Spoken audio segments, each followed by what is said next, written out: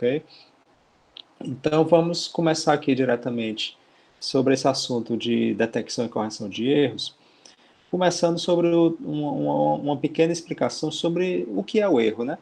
O erro aqui, a gente está partindo de uma premissa, tá certo? A premissa que a gente está partindo é que a nossa comunicação aqui é num enlace, é uma comunicação digital, tá certo?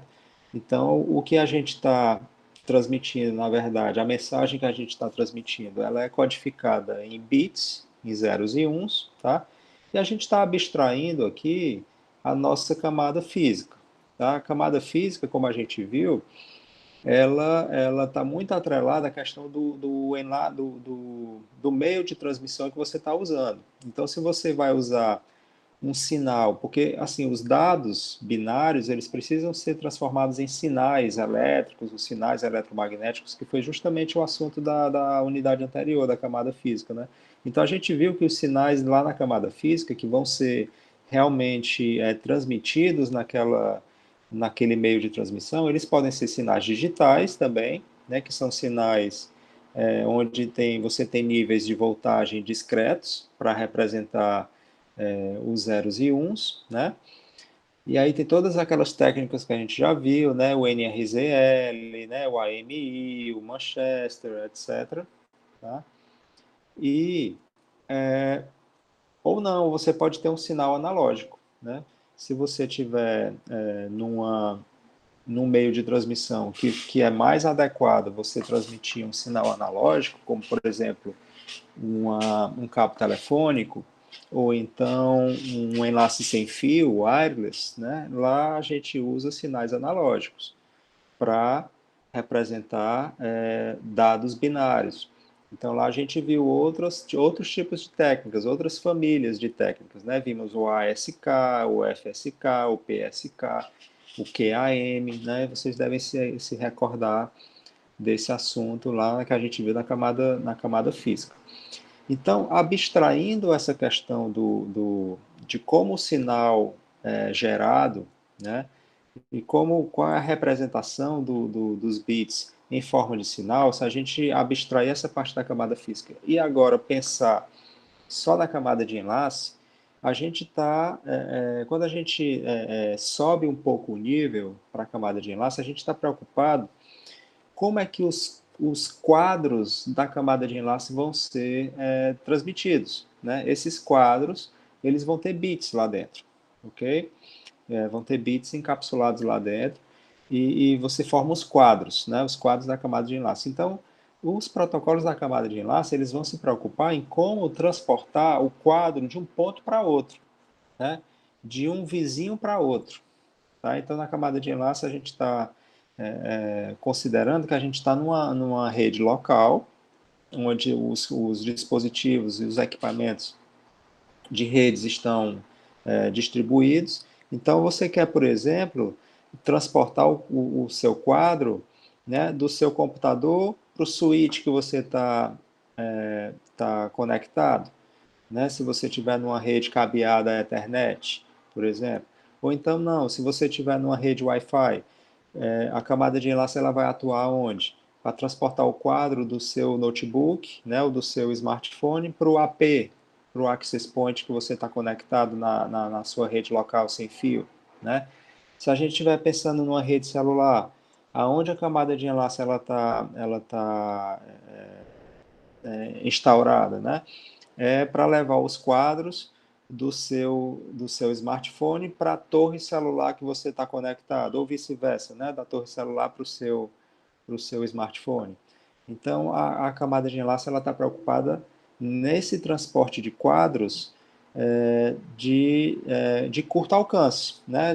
Entre dispositivos vizinhos dentro de uma mesma rede local, tá certo? É diferente, por exemplo, da camada de transporte. A camada de transporte ela está preocupada em transportar segmentos de dados entre hosts que estão distantes na internet, né? Eles não estão na mesma rede local, eles estão em redes locais diferentes, geograficamente bem distantes, né? E a camada de transporte ela vai se valer da internet, do protocolo IP, para fazer esse roteamento dos dados, né? Então, não é esse caso que a gente está falando. A gente está falando da camada de enlace ali dentro de uma mesma rede local. Então, se a gente abstrair a camada física, se a gente pensar só em questão de quadros, e que dentro desses quadros tem os bits, quando é que acontece um erro? Né? Você tem uma cadeia de bits que você está transmitindo dentro daquele quadro, ou de vários quadros seguidos, né? Então tem zeros e uns ali que você colocou. Né? Um erro ele vai acontecer quando tem uma inversão de bit. Quando você transmitir um zero e chega o receptor recebe um 1, ou vice-versa. Quando você transmitir um bit 1, né, e no receptor chegou um bit 0. Então, o que é que pode acontecer no meio do caminho para haver um erro desse? Né?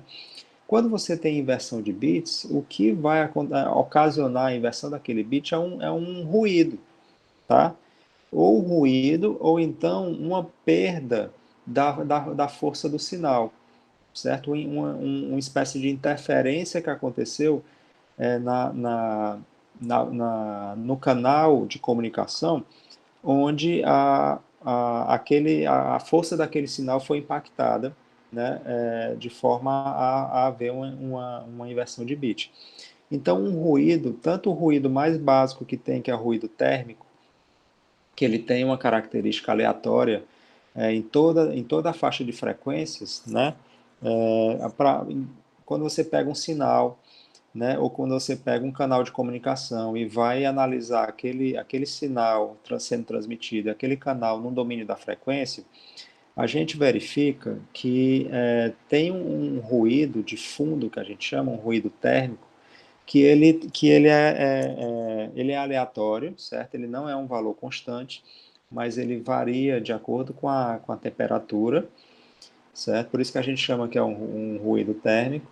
E a gente observa que ele está espalhado em todas as frequências do espectro eletromagnético, tá certo? Então é algo que a gente não consegue evitar, a gente tem que conviver com ele, tá? Então esse ruído térmico, dependendo se a força do seu sinal for muito fraca, e o nível do teu sinal se equiparar, né, ou for parecido em termos de magnitude, né, ao ruído térmico, a tua relação sinal-ruído vai ser baixa, tá? Se lembra da aula, né, da unidade que a gente estudou sobre a capacidade de Shannon, né, a capacidade de canal, né, calculada pela fórmula de Shannon?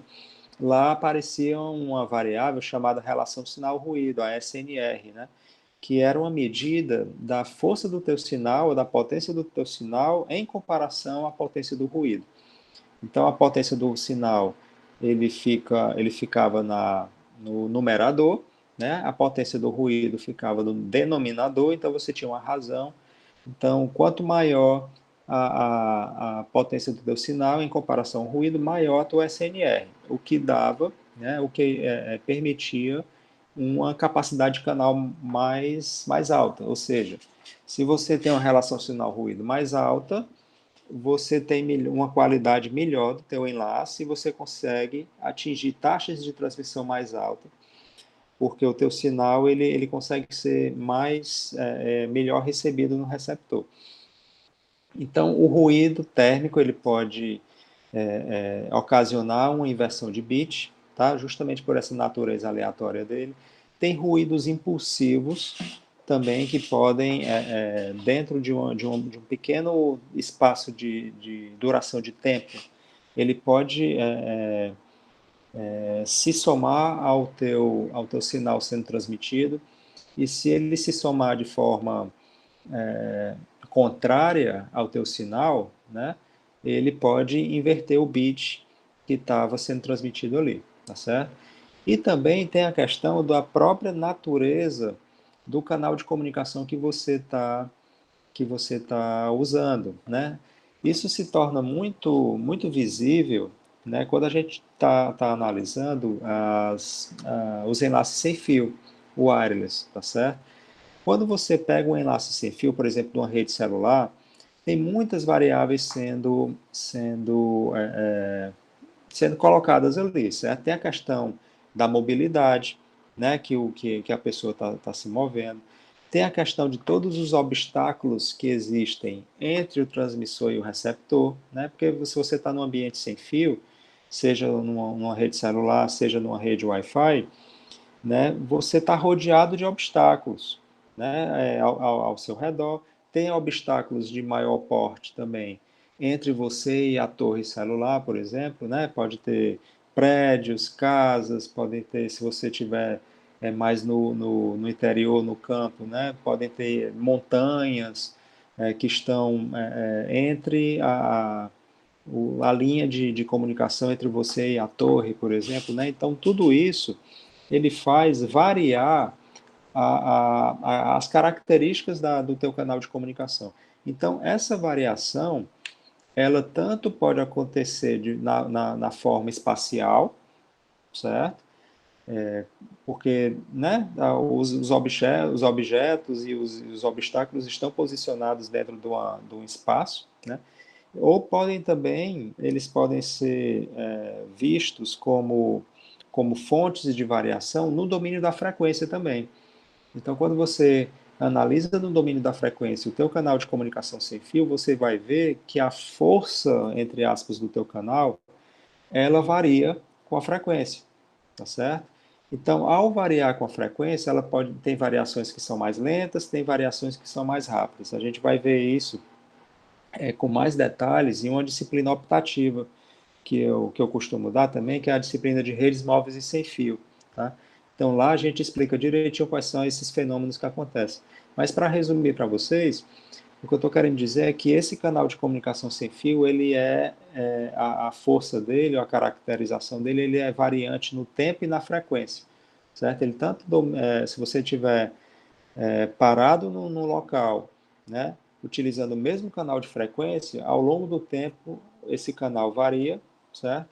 E se você tiver num tempo instantâneo, né, num espaço instantâneo, se você olhar para toda a faixa de espectro de frequências, você vai ver que ele varia também. Então, essa variação do canal, ela pode ocasionar inversão de bits, tá certo? Porque se você tiver um desvanecimento do canal, que a gente chama que é uma atenuação do canal, que atenua a força do teu sinal, né? Ele pode ter um pico, né? Um vale, que a gente chama um vale de atenuação, e o que era um bit 1 pode se transformar no 0, o 0 se transformar no 1, tá? Ou seja, eu fiz todo esse preâmbulo para dizer que tem várias coisas que podem ocasionar erros de bits, né? Então, tem os erros de bits que são mais simples, que é quando você tem um evento que é bem concentrado, né, no tempo, e você tem a inversão de somente um bit, que é o que a gente chama aqui de erro de bit simples, certo? E tem os erros de bits em rajada, tá? O erro de bit em rajada é quando você tem um evento externo que acontece na tua comunicação que ele interfere em vários bits vizinhos, né? Então você tem uma rajada de tamanho B, né? Onde esse B é dado em bits, né? E onde esses B bits eles estão vizinhos, tá certo? E não necessariamente todos os B bits são invertidos, né? Mas alguns bits dentro daquele conjunto de bits vizinhos eles são invertidos. Você tem para você delimitar bem essa rajada, você tem que ter o início e o fim da rajada. Então, o bit inicial e o bit final da rajada eles são invertidos. E ali no meio, aqueles bits intermediários do meio, alguns podem ser invertidos ou não. Então, isso caracteriza uma rajada.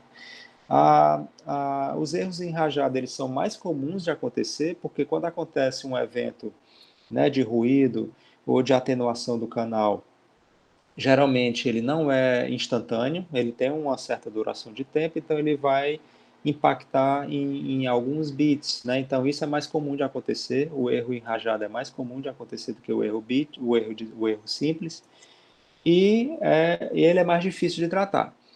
Tá certo? Então, os códigos de detecção e correção de erro, que são as técnicas que foram, né, inventadas para tratar desses problemas, eles têm mais dificuldades de tratar os erros em rajada do que os erros simples. Okay?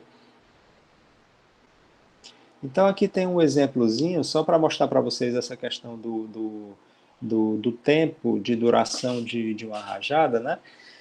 Esse exemplo ele diz o seguinte, ó, nós temos um evento de um ruído impulsivo, né, que ocasionou um erro em rajada, ou então um evento de desvanecimento, onde a duração desse evento externo é de 1 microsegundo. Tá? 1 microsegundo é 1 vezes 10 a menos 6, né, segundos.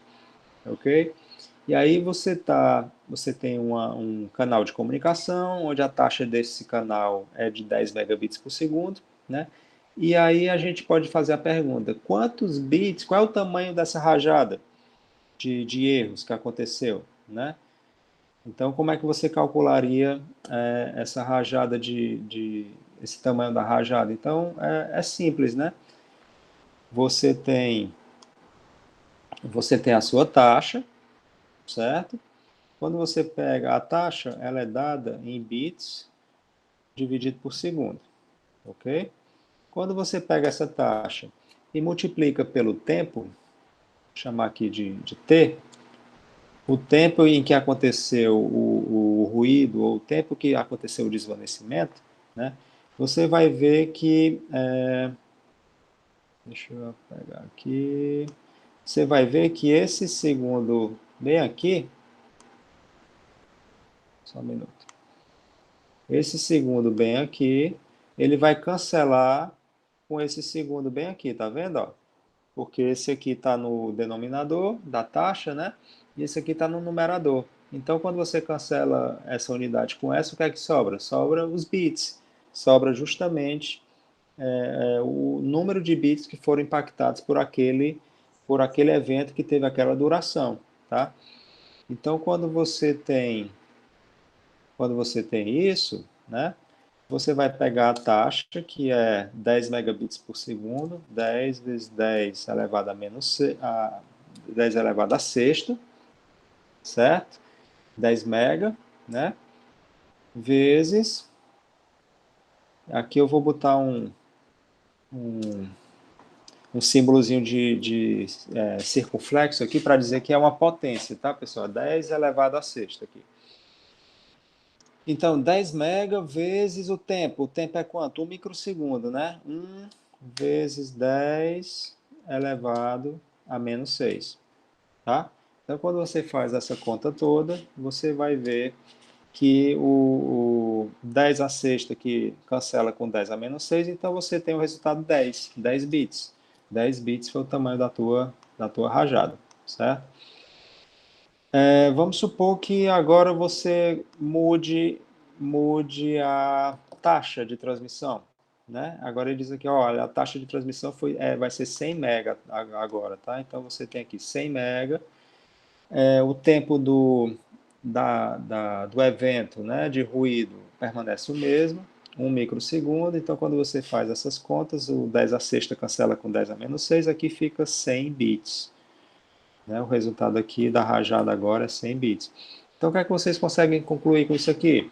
Né? Se um tempo de ruído permanece constante, permanece o mesmo, quanto maior a taxa de transmissão do teu canal de comunicação, né, mais um evento de ruído ele pode impactar uma rajada maior de bits. Né? Então, quando você tem uma taxa de 10 mega, você interfere em 10 bits. Quando você tem uma taxa de 100 mega, você interfere com 100 bits. Então, imagina aí uma rajada de erros de 100 bits na tua comunicação. Um negócio meio complicado, né? De você se recuperar desses erros aí. Tá certo? Então, quanto maior a taxa de transmissão, mais problemático se torna, né, a questão dos erros, porque quando acontecer um evento de erro, esse evento provavelmente não vai ser isoladozinho ali em um bit, ele vai ter uma rajada grande de bits que podem ser impactados. Tá? Deixa eu só tomar um cafezinho aqui.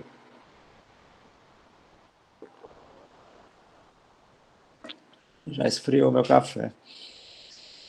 Bom, a gente vai agora entrar no assunto de detecção de erros. Eu vou passar essa parte aqui desse slide, que ele necessita de um pouco mais de conhecimento de estatística, tá? Eu poderia explicar aqui para vocês com mais calma e tal, mas eu acho que eu vou demorar um certo tempo da aula para poder explicar. Então, eu prefiro passar e a gente se concentrar em outros conceitos que eu considero mais importantes para a aula de hoje, tá bom? Então, vou passar isso aqui, né? E queria parar nesse slide aqui.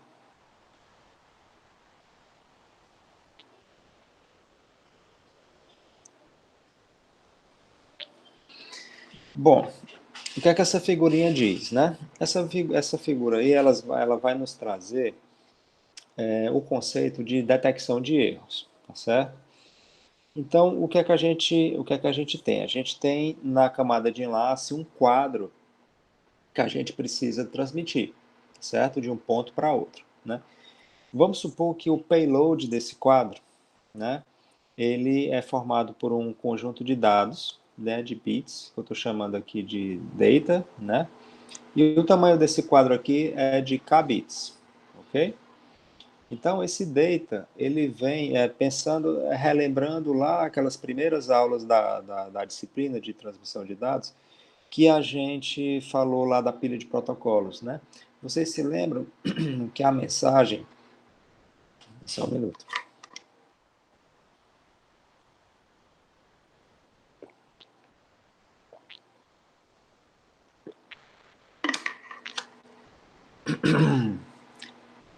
Vocês se lembram que a mensagem, ela nasce na camada de aplicação, né?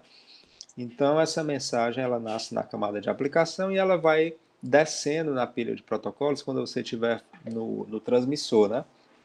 Quando você está vendo a perspectiva do transmissor, essa mensagem ela nasce na camada de aplicação, ela vai descendo na pilha e ela vai sendo encapsulada, né? Então passa pela camada, quando a gente pega o modelo do TCP/IP, né? Vem a aplicação, transporte, né? Rede, depois vem o enlace, né? Então esse data que a gente está considerando aqui é toda foram todos os dados que já foram encapsulados de camadas superiores e já chegou na camada de enlace para ser formado o quadro, ok? Então você tem aqui o data, né, que é o payload do quadro, e aí você pega esse data e coloca ele como entrada de uma função, tá certo? Esse f aqui a gente está chamando f de data, né? A gente está chamando, ó, que é a função de codificação de detecção de erro, tá certo? Então depois a gente vai ver, né, exemplos de como poderia ser essa função. Mas é uma transformação que você faz dos dados de entrada, né? Ele entra como uma entrada da função e tem uma saída. Essa saída a gente está chamando de E, tá certo? Esse E nada mais é do que uma sequência de bits. Do mesmo jeito que o data é uma sequência de bits, que são os bits que você vai colocar dentro do quadro, né? Quando você passa por essa função de transformação, esse data ele vira uma outra sequência de bits que a gente chama de E, tá certo? E essa sequência de bits do E, ela tem um tamanho menor do que o data, ok? Então ele se o data tem k bits, né, o E ele vai ter um tamanho menor do que k bits, tá? E você pega essa sequência de bits do E você coloca aqui no final do quadro. Tá vendo essa partezinha aqui rachurada aqui? Certo? Isso aqui foram os bits do E que você colocou aqui, que você anexou no final do data, né? E formou agora um quadro maior, certo? Então agora o teu quadro, ele vai ser maior, ele vai ser n bits, tá? Onde n é maior do que k, e geralmente você representa que o tamanho desse E é dado por n menos k, tá? N é o valor total de bits, quando você tira o k que é o tamanho do data, você sobra, né, esse E aqui, ok? E aí você pega esse quadro que agora está maior, né, você transmite ele inteiro, tanto o data original mais esses bits que a gente chama de bits de redundância. Tá? Redundância é um conceito de você colocar dados a mais, né? Então, esses dados que você coloca a mais são justamente esses dados que vão ser utilizados lá no receptor para você, pelas técnicas de detecção e correção de erro, tá certo?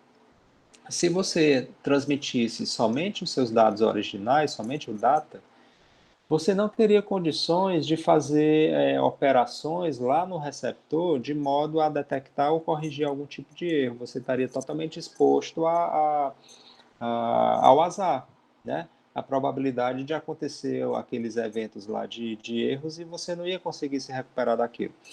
Quando você adiciona esse Ezinho aqui, a gente vai ver que isso é suficiente para você conseguir ter alguma margem de manobra para detectar e corrigir erros. Então, beleza, você transmitiu, né? Transmitiu, passou aqui pelo canal de comunicação, chegou no receptor, tá? O que é que chega no receptor?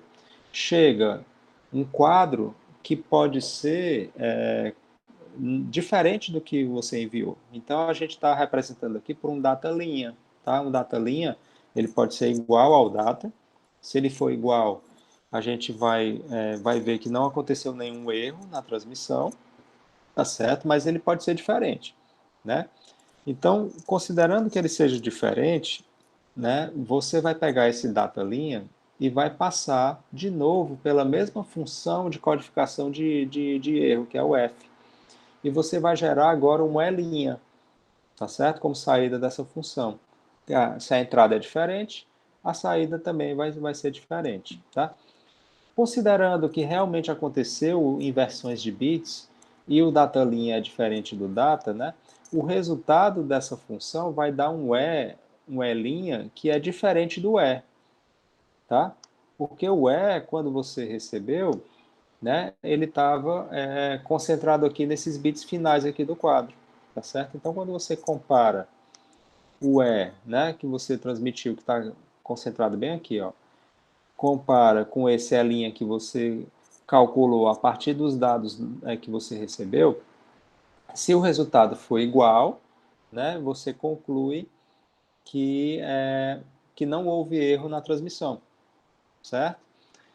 Se o resultado for diferente, né, é um indício claro de que aconteceram erros na transmissão, tá certo?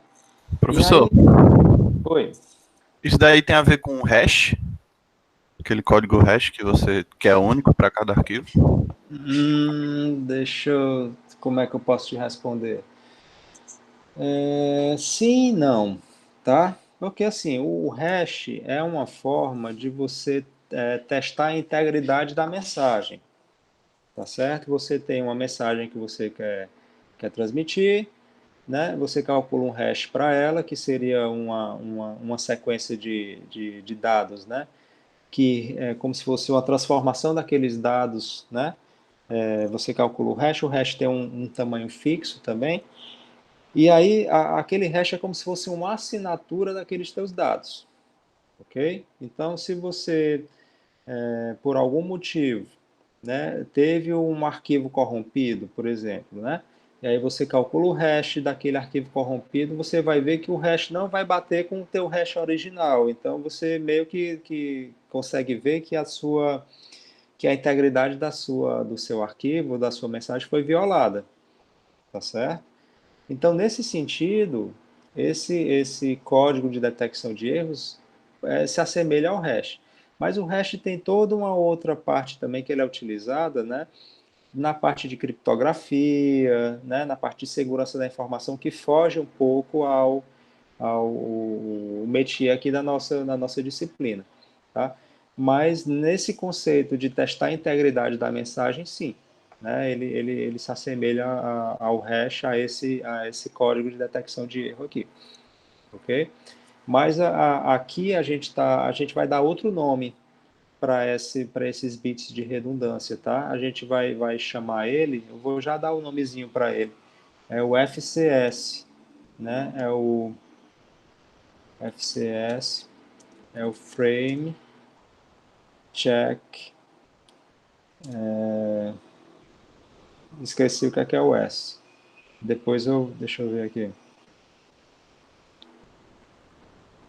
Frame Check Sequence. Sequence, ok? Sequência de checagem do quadro, ok? É o que a gente chama aqui, esse Ezinho aqui, a gente vai chamar ele de FCS. Então, deixa eu comentar uma coisa aqui para vocês. Vocês podem ter uma dúvida que é bastante comum, né? Os alunos costumam perguntar assim, professor, pela figurinha aqui, você está mostrando aqui que somente o data linha pode ser corrompido, né? Ele pode ser mudado, invertido os bits. Aqui sempre parece que o FCS é recebido de forma perfeita, né? A gente não disse aqui que o FCS poderia ter bits invertidos. E na verdade pode, né? Porque quando você transmite o quadro inteiro, né, o ruído ele pode inverter qualquer um dos bits ali dentro daquele quadro, tanto da parte do payload dele, como nessa parte aqui de extra que você colocou, né? Mas isso não tem problema, tá? Porque se você recebeu esse Ezinho aqui corrompido, né, na hora que você fizer a comparação, né, existe uma grande probabilidade do resultado da comparação também dar diferente, né? E aí você chega no mesmo resultado, você conclui, né, que aquele quadro foi corrompido, tá certo? Porque a sua comparação deu falso, né? Então você já atingiu o seu objetivo de detectar que aconteceu algum problema ali, tá certo? Tinha outra coisa que eu ia comentar com vocês, deixa eu ver, eu acabei esquecendo, deixa eu ver se eu me lembro. Não vou lembrar agora não, pode ser que depois eu me lembre. Certo, pessoal? Então, alguma dúvida em relação a esse conceito aqui da detecção de erros? Ou está tranquilo? Podemos seguir?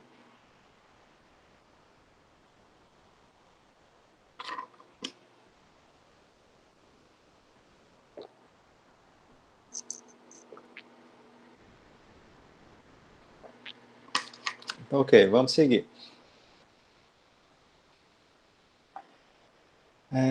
Beleza, então a gente vai falar agora de dois tipos de técnicas de detecção de erros, tá? Vamos primeiro falar da paridade e depois a gente vai falar sobre o CRC, tá? A paridade, a checagem de paridade é a técnica mais simples, tá? Geralmente você tem um bit de paridade que você adiciona ao teu quadro, né? Então esse FCS aqui que você vai adicionar ao quadro é um bit só, tá? Nas técnicas mais simples, mais básicas de paridade. Tem outras técnicas um pouquinho mais complexas de paridade que você pode, né, adicionar mais de um bit. Mas vamos trazer aqui o conceito mais básico mesmo de um bit só. Então, você primeiro tem que determinar, né, qual é o tipo da paridade que você está querendo fazer, né? Que isso tem que ser acordado entre o transmissor e o receptor, tá? Então, eles dois, transmissor e receptor, vão entrar num acordo e dizer o seguinte, olha, a gente vai, na comunicação que a gente vai trocar aqui, nós vamos utilizar o esquema de paridade par, tá? Então, eles entram em acordo com isso. Ou então, nós vamos usar o esquema de paridade ímpar. Então, uma vez que isso está definido, né, eles começam a formar os quadros deles e ir adicionando os bits de paridade de acordo com essa decisão, tá? Então, qual é o conceito? Se você tem um esquema de paridade par, né, você pega o seu quadro, que tem lá uma sequência de bits, né, qualquer, né, e você conta o número de bits 1 dessa sequência, tá? E aí você vai determinar o bit de paridade, se ele vai ser 0 ou se ele vai ser 1, de tal forma que o número de bits uns da sequência inteira, né, do quadro inteiro, que é o quadro original mais o bit de paridade, seja par, né? Ou então o contrário, se você tiver no esquema de paridade ímpar, né, o número total de uns do quadro inteiro tem que ser ímpar. Então tem aqui um exemplo, ó. Tá dizendo aqui, o transmissor está transmitindo um caractere G, né, que de acordo com essa tabela aqui, com esse esquema aqui de codificação, esse caractere G, que é uma letra G, é dado por essa sequência de bits aqui, são 7 bits. Vou botar ele maior aqui. 1, 1, 1, 0, 0, 0, 1, certo? Essa é a sequência de bits do meu quadro original que eu quero transmitir. Então vamos contar aqui. E aí ele está dizendo que está usando a paridade odd. Odd é ímpar, tá certo? Em inglês. Então é o esquema de paridade ímpar. Então vamos contar aqui. Quantos uns tem aqui, ó? 1, 2, 3. Tem 4 uns na minha mensagem original, certo? Só que o meu esquema de paridade é ímpar. Então, o número total de uns tem que ser ímpar. Então, o meu bit de paridade tem que ser o quê? 0 ou 1? Tem que ser 1. Tá? Aqui nesse exemplo, ele até adicionou aqui no começo. Tá? Então, esse 1 aqui... Opa! Como é que eu coloco o cor nesse bicho aqui? Não estou conseguindo. Eu queria colocar só esse umzinho aqui vermelho, mas não consegui não. Então, esse primeiro 1 aí, ele vai ser 1, porque esse primeiro bit aqui, quer dizer, ele vai ser 1 porque o número de uns totais tem que ser ímpar, porque eu estou no esquema de paridade ímpar.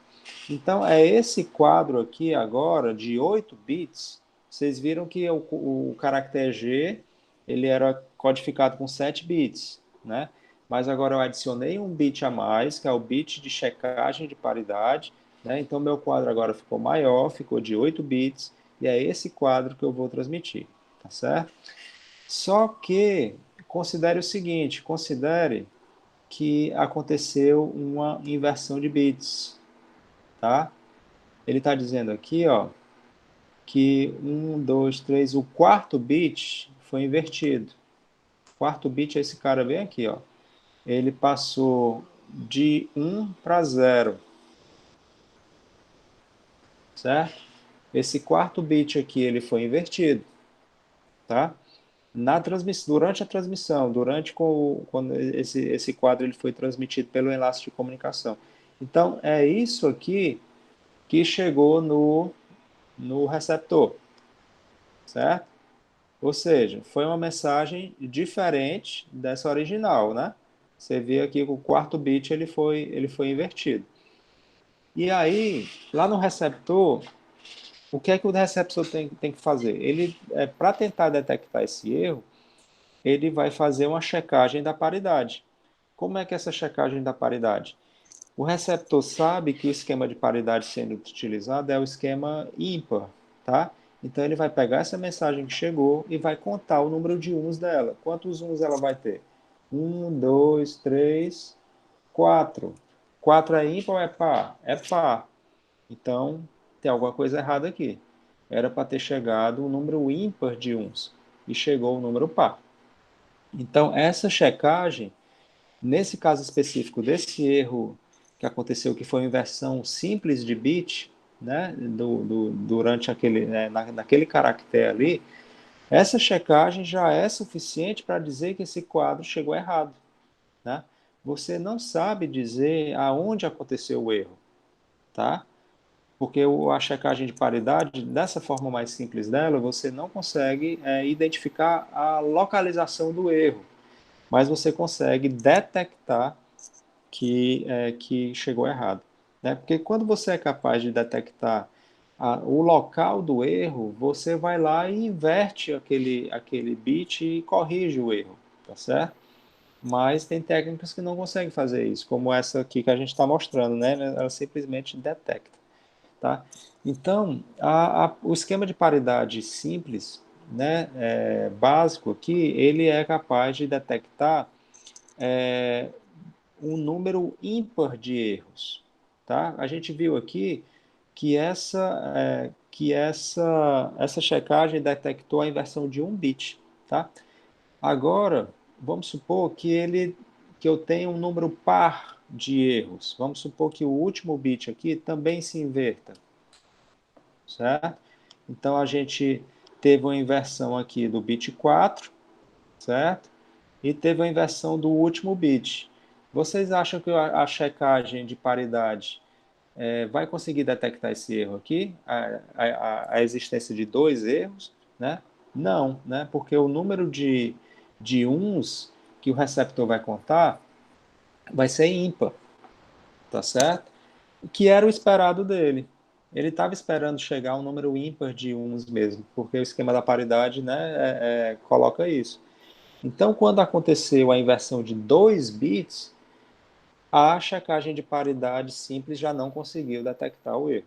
Tá? Então, vocês vejam que não é uma técnica infalível. Ela é uma técnica falha, né? Ela vai conseguir detectar um número ímpar de erros, né? 1, 3, 5, etc. O número par ela já não consegue. E a mesma coisa se você estivesse utilizando o esquema de paridade par, né? Só que você só vai inverter aí a lógica, você agora vai contar o número de uns e vai esperar que seja um número par e não um número ímpar. Mas em termos de capacidade de detecção do erro, elas são iguais. Tanto faz a paridade de par como a ímpar, elas só vão detectar um número ímpar de erros, né? Ou um erro simples, ou então um número ímpar.